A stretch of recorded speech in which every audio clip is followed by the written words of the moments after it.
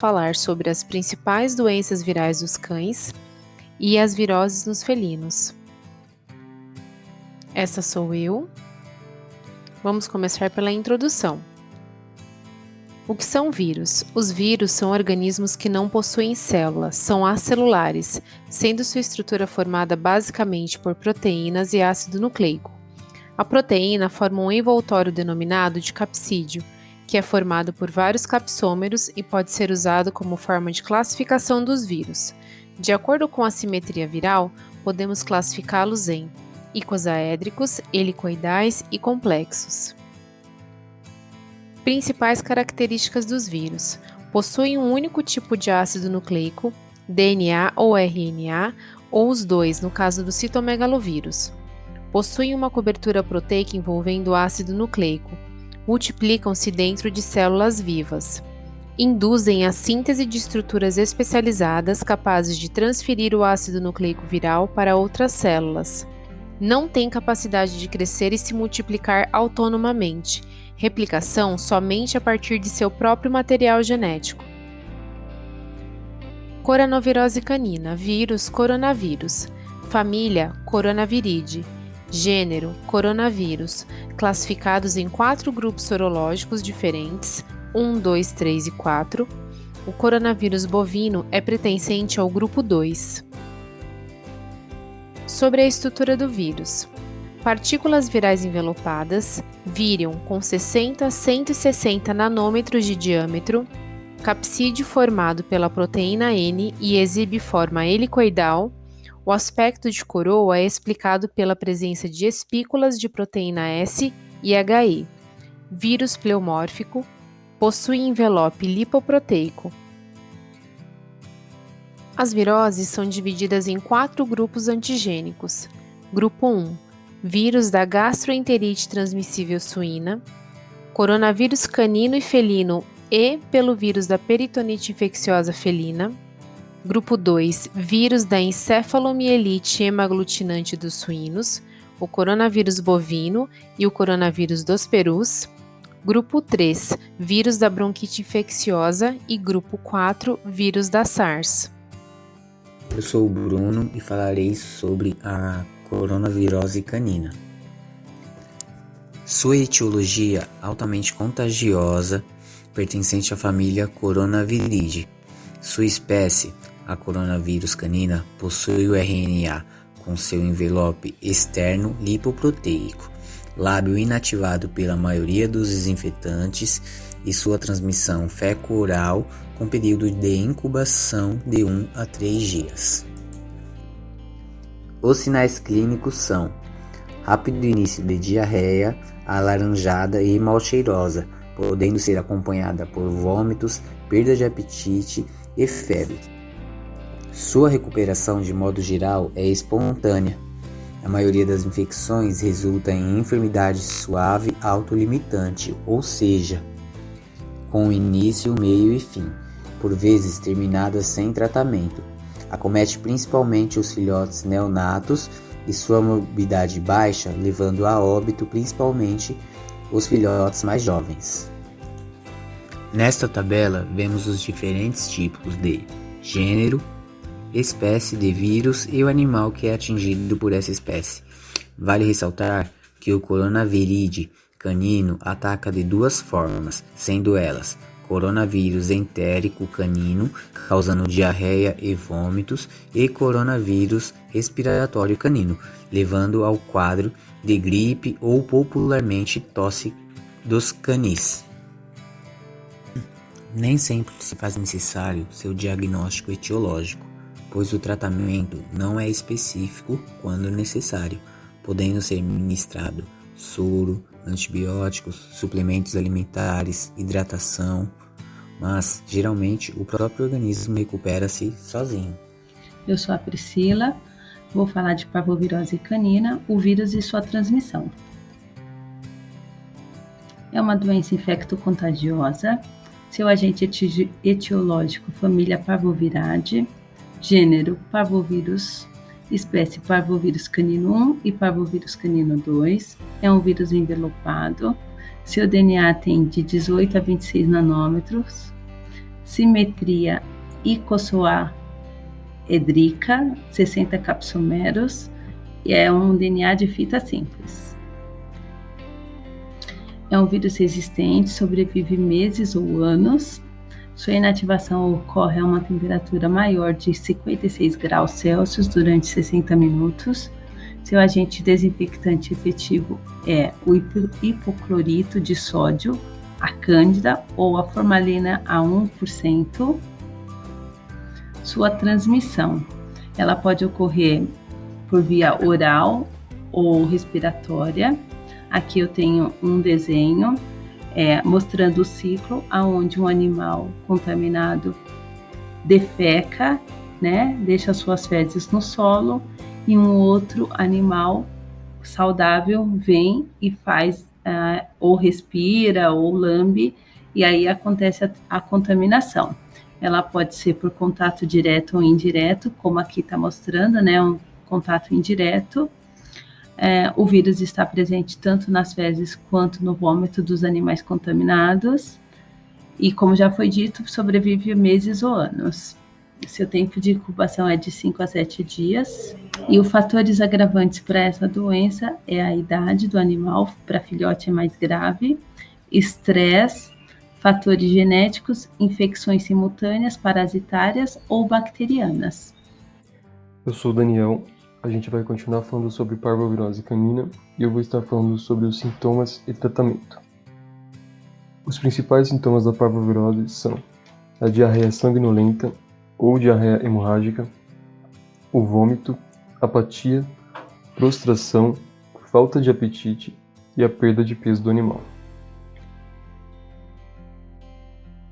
Existem diversos testes disponíveis para auxiliar no diagnóstico e assegurar um tratamento rápido e eficaz, conforme a fase da doença. Podemos destacar o hemograma, os testes rápidos, como por exemplo o teste de ELISA, soro diagnóstico, pesquisa de vírus por microscopia eletrônica e o famoso PCR. O tratamento consiste em isolamento, fluidoterapia para corrigir a desidratação, antibióticos, antieméticos, antiácidos que combatem o refluxo e também reduzem o vômito, analgésicos em caso de cólicas e dores, e a transfusão sanguínea em casos mais graves. A transfusão sanguínea ela nem sempre é utilizada, somente mesmo em casos onde o cachorro já está vindo a óbito. E o jejum e o controle da dieta do animal.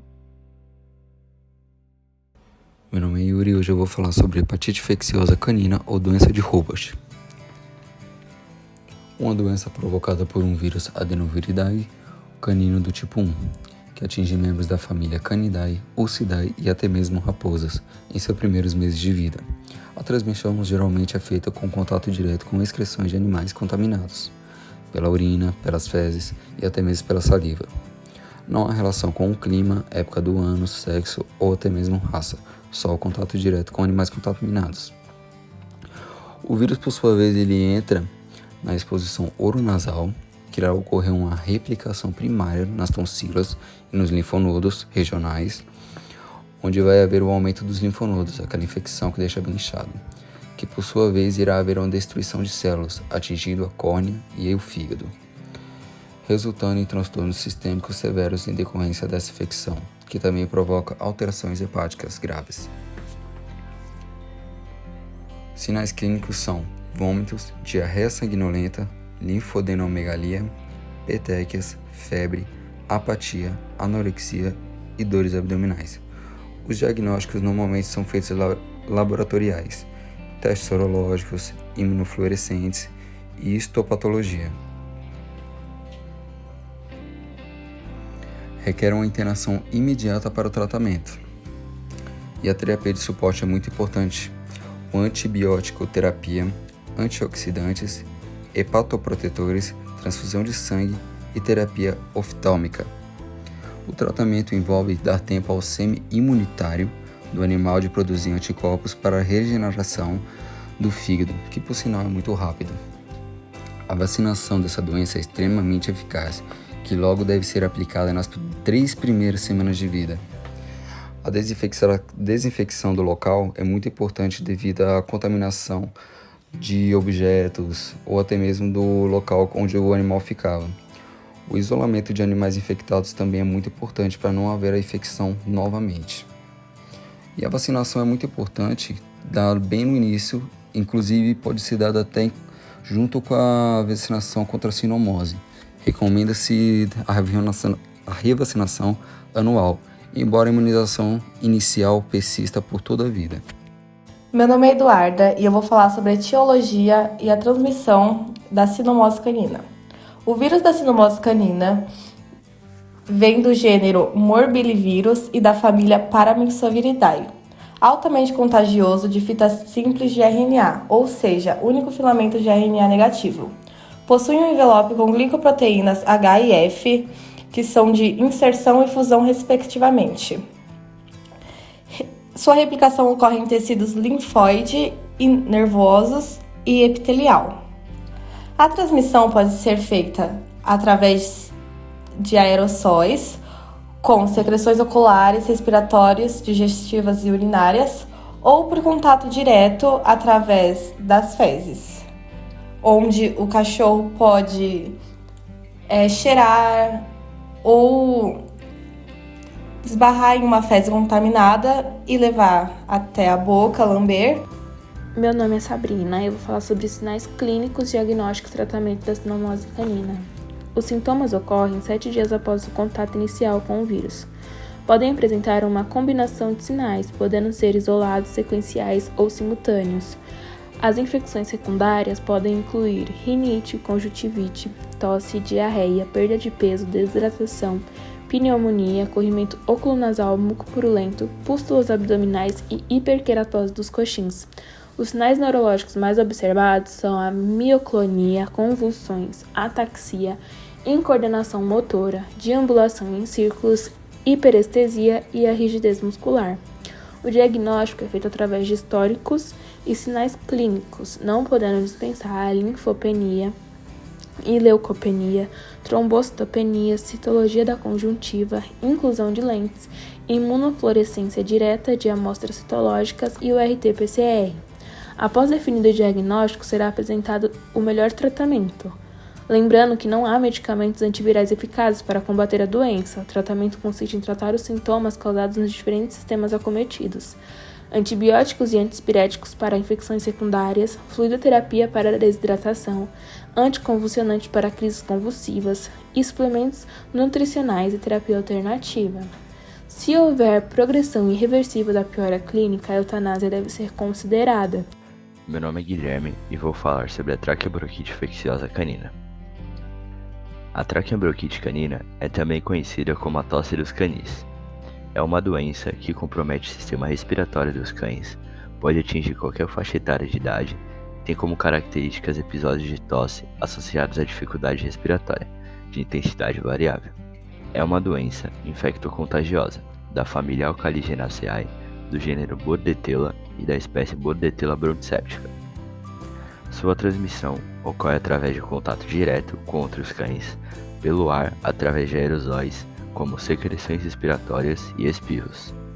Sinais clínicos: tosse em variados graus após momentos de excitação ou exercício físico, podendo haver secreção purulenta, irritação da traqueia, dos brônquios e dos bronquíolos.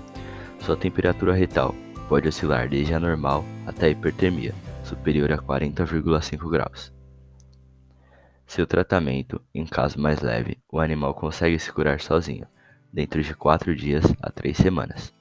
Em casos um pouco mais graves, o veterinário pode optar ou não pelo uso de antibióticos, corticoides, broncodilatadores, antitussígenos e mucolíticos. O protocolo de vacinação é composto pela vacina polivalente ou multivalente, que possui o vírus vivo modificado, como sinomose, parvovirose, coronavirose, parainfluenza e adenovírus tipo 2, e também bactérias cotoleptospiras e suas mutações. É composto também pela vacina intranasal ou parental, que age contra a parainfluenza, adenovírus tipo 2 e Bordetella bronchiseptica. A idade de vacina indicada de 6 a 8 semanas é a multivalente primeira dose, de 9 a 11 semanas, segunda dose, de 12 a 14 semanas, terceira dose, e de 15 a 17 semanas, quarta dose, indicada especialmente para Rottweilers e Dobermans. Se for a intranasal, apenas uma dose, se parental, 2 doses. É solicitado também uma dose de reforço para cada vacina citada, com intervalo de 3 semanas. Sou o Daniel e a gente vai estar falando agora sobre viroses de felinos. Estaremos falando sobre a herpes vírus, calicivírus, parvovírus, coronavírus, entre outras. Falando um pouco mais sobre a herpes vírus felino FHV1, sobre sua transmissão. Ela se dá pelo contato direto, fomites, cutículas eliminadas em espirros. Sobre sua segregação, 90% dos gatos domésticos são soropositivos, 80% têm latência e menos de 45% reexcretam o vírus. Sobre a patogenia, ela se dá por infecção das membranas mucosas, replicação epitelial, ela acende via neurônios sensoriais, faz o estabelecimento nos gânglios trigêmeos. Temos informações também sobre o estado latente. Falando mais um pouco sobre os sintomas desse vírus, temos a fadiga excessiva, espirros, perda de peso, excesso de salivação, presença de pus, dificuldade para abrir os olhos, conjuntivite bilateral, entre outros quadros. O herpevírus em gatos é uma doença que afeta diretamente a saúde ocular e o sistema respiratório desses animais. Esse tipo de infecção viral se manifesta em felinos de todas as faixas etárias. Infecções persistentes da família Retroviridae. Replicação viral complexa. Integra seu provírus ao DNA da célula, infecta um hospedeiro para o resto da vida. Algumas doenças associadas. Temos a leucose aviária, temos a leucose bovina, anemia infecciosa equina e também a imunodeficiência humana, mais conhecida como HIV. FIV e FeLV. O vírus da imunodeficiência felina é um retrovírus do gênero lentivirus e atinge diretamente os leucócitos. Gatos apresentam transtorno no sistema hematopoiético, como anemia e quadros de imunodeficiência, predispondo felinos a contrair outras doenças e infecções oportunistas. Por muitas vezes, os sinais clínicos são assintomáticos e tardios, porém, por sua imunodeficiência, os animais costumam apresentar emagrecimento, diarreia aguda, doenças renais, problemas oculares e etc. A anemia viral felina é a doença causada pelo retrovírus pertencente ao gênero Gamma retrovírus, sendo este oncogênicos, induzindo a formação de neoplasias como o linfoma, por exemplo. Os sinais clínicos mais comuns são tumores, sinais neurológicos, conjuntivites e etc. A transmissão da FIV e FeLV ocorre por saliva e sangue, em mordidas, lambidas, brigas e gestação. Seu diagnóstico é feito através de testes sorológicos. O tratamento não é específico, tratando adequadamente a maneira que a doença se manifesta. Agora eu vou falar sobre calicivírus, vírus da influenza aviária. Calicivírus. O calicivírus é um tipo de gripe felina. Ela se manifesta como uma doença respiratória aguda que afeta os tratos superiores do felino e pode causar sinusite e rinite. O vírus pertence à família Caliciviridae, do gênero Vicivírus. Seus sintomas são resfriados, espirros, mucosidade, conjuntivite, úlceras de palato, úlceras na mucosa oral, úlceras no nariz e depressão. Vírus da influenza aviária. A influenza aviária é uma doença viral altamente contagiosa que afeta várias espécies de aves domésticas e silvestres, ocasionalmente mamíferos como ratos, gatos, cães, cavalos, suínos, bem como o homem. Apesar de ser exótica em território nacional, ou seja, nunca detectada no Brasil, a influenza aviária é uma doença de distribuição mundial, altamente contagiosa e letal. Seus sinais clínicos variam de acordo com a espécie afetada. Conclusão: essas doenças possuem maneiras semelhantes de transmissão, sendo a infecção pelo vírus ocorrendo através do contato da mucosa do animal, com secreções, excreções e aerosóis contaminados, disseminados pelo ambiente. Após o vírus entrar em contato com o organismo, inicia-se a replicação viral. Devemos proteger os animais de estimação contra as doenças infecciosas e protegê-los contra os agentes circulantes dessas doenças. Um ambiente saudável e, em alguns casos, da vacinação desses animais previne contágio e agentes das doenças, permitindo que o pet possa manter sua saúde e equilíbrio por mais tempo. Obrigado pelo seu tempo e atenção de todos.